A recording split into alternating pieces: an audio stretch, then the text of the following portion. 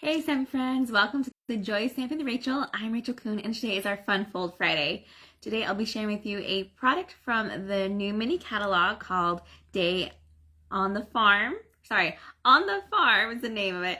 And with a celebration paper that's called Day at the Farm. Go to hold away flip and we'll get started.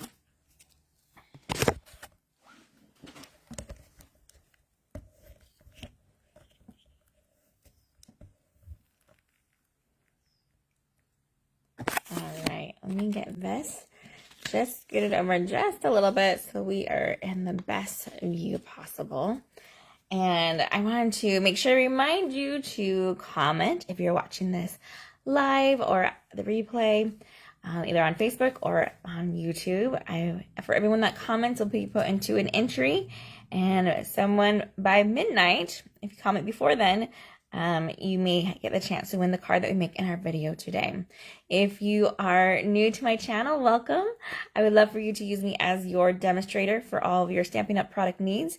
If you're ordering from this month, this is my hostess code, that when you order with that code at checkout, I will send you some extra happy mail. Let's talk about this amazing set. So first, it's called On the Farm. I totally butchered it in the intro, but I was getting confused because we're using the DSP, which is called Day at the Farm. So On the Farm is the stamp set, and this is in the mini catalog. Has all these great farm life images here from a roll of hay. Just in case you're not familiar, that is hay all rolled up to this great scenic field or hills, trees, a silo, chickens, pigs, cow, sheep, you name it. It is a great farm set. Anything you can find on the farm. Has just a couple of readings from all of us. Today is a good day and thinking happy thoughts of you. But the amazing part about it is that it pairs with two things. The Stampin' Up! Dies called On the Farm, and then also the designer series paper. Let me show you the dies real quick. There are 27 dies in here, which is just a ridiculous amount, right? That is just so many dies, but they're just so detailed and fun. Some of them are the outline of the stamped images, along with the outlining of our DSP.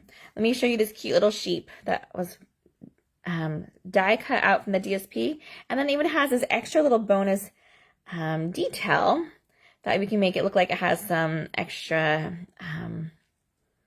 texture to it there. So super cute. Then there's these little guys here, which we will use for the inside of our card to have kind of like a silhouette of those farm animals there. Great set of dies. Oh, I forgot to show you this cool little hillside even here. That little die cut.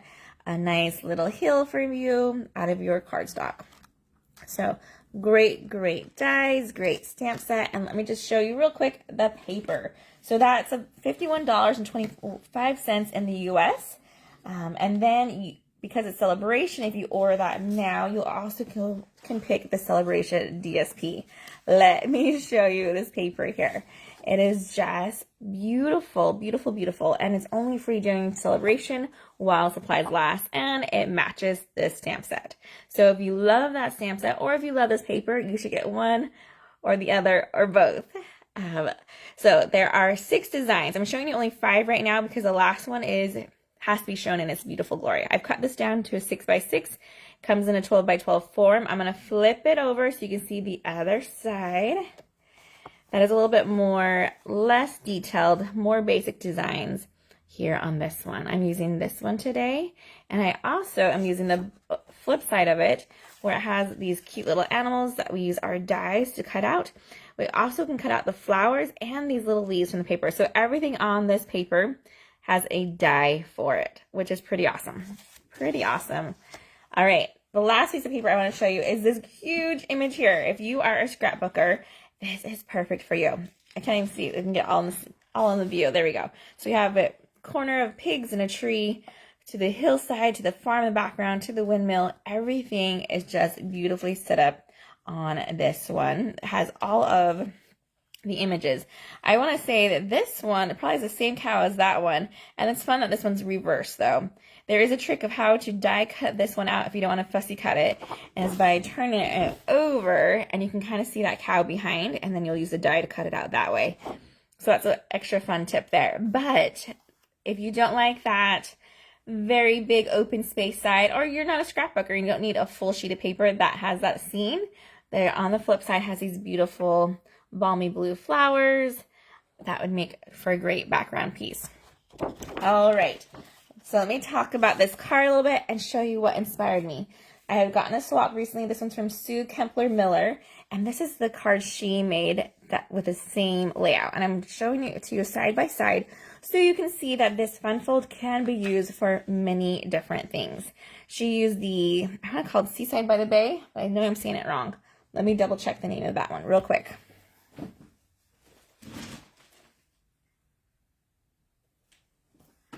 There we go. She's a Seaside Bay. I was close. For hers with the cute little birds and the little clam or oyster right there. Same idea, has it open up. You can see the inside, has a DSP right here on the bottom, and the inside for that one. Very similar. I even made sure I used ribbon so I had that same flow, one main large focal point there, and a little bit of stamping. So this is a great layout if you don't have the stamp set, or you're like, I don't really love cows as much as Rachel does, which I really love cows. It's a fun story if you ever want to hear it, the way my husband proposed, or my obsession with cows from being a little girl. But let me go ahead and make the card, and I'll save that story for another day. The measurements will be all over my blog, so if you don't catch any of these when I say them, don't worry, you can find them there. Also links to all of the products that I'm using today. So I just have some of our cute little animals die cut out here. We will be using the cow. Let me make sure I have my cow handy, or maybe we'll change up our scene. There we go. My cow was hiding. There we go. So let's go through our big pieces here, and I'll put all of our die cut images over there. So these two are the exact same. One's in pear piaz and one is in basic white. They measure at 3 1/4 by 4 front and inside, or you can flip it over, and if you want the white to be the front instead, that's totally up to you. Then we have our card base, which doesn't look like much because it only is a 4 1/4 by 7 1/2, scored at 5 1/2 here. This gives the illusion that it's a full-on card, but because we're going to piece it together, you'll see how that will work. Then we have our designer series paper for our very bottom piece here, and you'll see on the back side it has those cute little animals. And this side was almost really hard for me to use because I love these die-cut animals, but I also really love this buffalo check look here, or plaid, whatever you want to call it. I love that farm look there. So we use it, and luckily this paper is for free when I order anything for $50, and I have a good collection of it. All right, let's go ahead and do some quick stamping. We don't have very much of it today. We'll grab our pear piazza. I would say it wrong, pear piaz.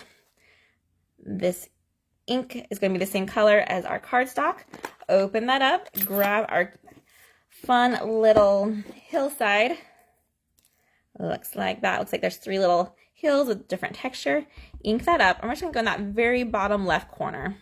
So I like to do a couple taps. I look to make sure I have some good ink there, no halos. So we'll do a halo check. A halo is when you have ink along the outside, and it kind of creates a halo along your stamped image. Halos are great for angels, not for stamping. Cute. Super easy, and just kind of building that scene. And that's all for this piece here. The rest of it will piece on together. For this one here, I do want to grab the 4 from All of Us. And I wanted to keep this one kind of basic. I didn't have a real purpose of this card in mind, like who I should send it to. But I could say, like, feel better from All of Us, or happy birthday from All of Us. It's very generic, but it could be meant from multiple people. So I love the idea of that. Okay, that is all for our stamping today. And now we need to start to build our scenes. Let's go ahead and finish off this basic white one with our multi-purpose liquid glue. And we're going to grab our little die cut farm animals here. These are so cute and little. And I just have them lined up from kind of biggest to, or tallest to shortest here. I definitely could have had the pig right here in order, but I just like how the goose's neck is a little bit taller. So we might play with it and switch it around a little bit. I'm using the Evening Evergreen, so it's just a dark shade of green instead of black here. You could use a black outline instead, kind of like more of a shadow or a silhouette, but I thought it would, it's dark enough, this green, that I can get away with it. All right, put some liquid glue on the back and line them up. I want to have the feet closest to the bottom as I can, and start with the far left corner. We'll grab our cute, should I do goose first, do you think? Pig. I think we're going to switch up our order on this one. We'll have it every other this time, instead of the pig being the end. And you just need a little bit of glue. Usually with like a dot in the main spots, because it will squish out. And in fact, I might have put a little bit too much. Oh, there we go. I even got it. Flip it. And we'll put the goose right here. He could be a Canadian geese. Who knows? Maybe he should have been a white Mother Hubbard goose. All right. We'll get this pig. And we'll put it down right there. And last is our little duck. Again, just dots, not very much glue.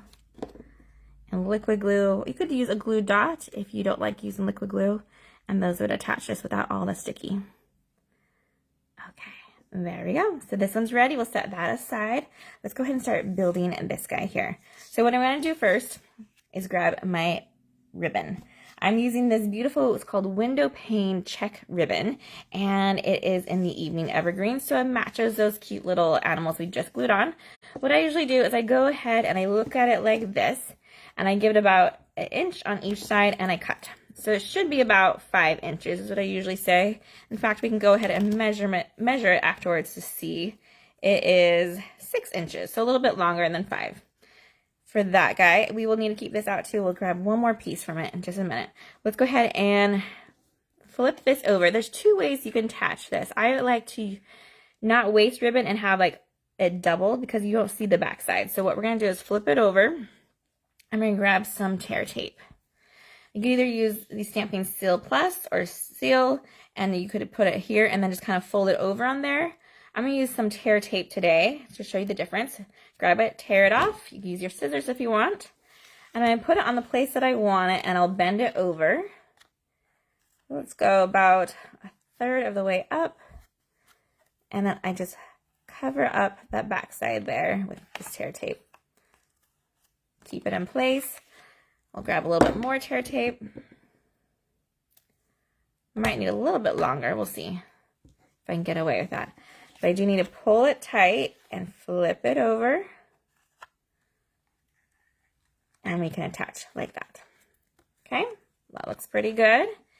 Go ahead. I like using the tear tape for this because I haven't removed the backing, which means I can still play with this on here without it getting stuck. So that was my logic for this kind. Then I'll take about 3 inches. I just fold it in half to see how big I want it. And I'm going to make a knot bow. We're going to slip it underneath one side, so it's top and bottom. We're going to take our ribbon and just make a knot. I'm going on this top left side because we're going to have our cow on the right side. We don't want to have too much on the spot. So this looks like a pretty big bow. So I'm going to go ahead and do just a little bit of trimming with my paper snips. You cut at an angle. I like to usually give myself a little bit more than not enough when it comes to ribbon, because you could always trim it, but it's hard to work with if it's really small, and you can't ever add more once you put it on. So I like the idea to have a little bit that I could trim off, and I'm okay with that. All right, now we can go ahead and start building the scene a little bit more. Let's grab our cute little windmill I die cut out. That's using the cherry cobbler. You don't need a lot of ink, just dots for this guy too.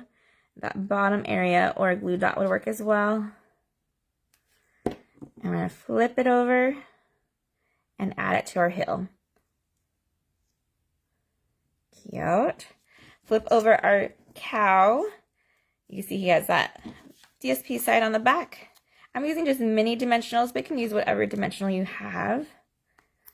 I'm going to make sure I get some on his legs, though, those the 2 that are together, and a couple on his top side. Okay, remove the backings.